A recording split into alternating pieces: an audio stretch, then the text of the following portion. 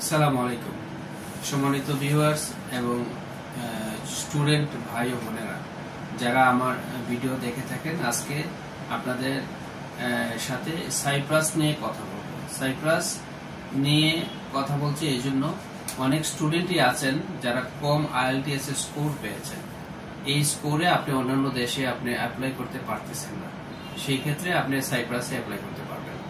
সাইপ্রাসে 4.5 অথবা 5 পেয়েও আপনি অ্যাপ্লাই করতে পারতেছেন। তবে একটা কন্ডিশন হলো, সাইপ্রাসে যদি আপনি অ্যাপ্লাই করতে চান তাহলে UKVI IELTS দিয়ে হবে না, আপনাকে স্ট্যান্ডার্ড করতে হবে। স্ট্যান্ডার্ড রেজিস্ট্রেশন করে আপনি পরীক্ষা দিতে হবে এবং স্ট্যান্ডার্ড IELTS যেটা আছে ওইটাই এখানে অ্যাপ্লিকেবল।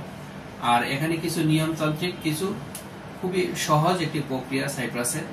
ব্যাংক স্টেটমেন্ট যেটা দেখানো লাগে, সেক্ষেত্রে সাইপ্রাসে খুবই কম ব্যাংক স্টেটমেন্ট দেখালেও হয়। মাত্র 12 লাখ টাকা আপনি যদি এক সপ্তাহ আগে টাকাটা জমা দিয়ে যদি আপনি ব্যাংক স্টেটমেন্ট প্রিন্ট বের করেন আর সেটা আপনি কনসুলার অফিসে অ্যাটাস্টেড করে আপনি জমা দিতে পারতেছেন। সাইপ্রাসে আপনার যেটা টিউশন ফি যে একটা বিষয় থাকে, অন্যান্য দেশে হিউজ পরিমাণ একটা টিউশন ফি দেখাতে হয়, সাইপ্রাসে সেটা লাগে না। 5 থেকে 8,000 ইউরো, আমরা ধরে নিচ্ছি 5,000 বা 500 ইউরো। 5,500 ইউরো যদি আপনি প্রথম ইয়ারে টিউশন ফিটা দিয়ে যান, সেখানে সেকেন্ড ইয়ার থেকে আপনার মাত্র 2,500 ইউরো দিয়ে আপনি পড়তে পারতেছেন। তার মানে 2,500 euro second year and third ইয়ারে আপনি পেমেন্ট দিবেন। তারপরে আপনি মাস্টার্স যখন করতে যাবেন, আপনি সাইপ্রাস থেকে অন্য কোনো দেশে ট্রান্সফার হয়ে আপনি মাস্টার্স করতে পারতেছেন।